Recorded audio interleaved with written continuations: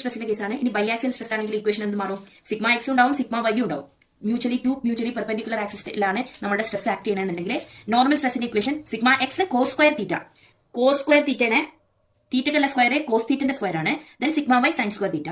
Tangential സ്ട്രെസിന്റെ equation ആണ് sigma x minus sigma y by 2 whole into sine 2 theta. Again normal stress and shear stress ഉള്ള കേസിൽ അതിന്റെ figure ശ്രദ്ധിക്കണം.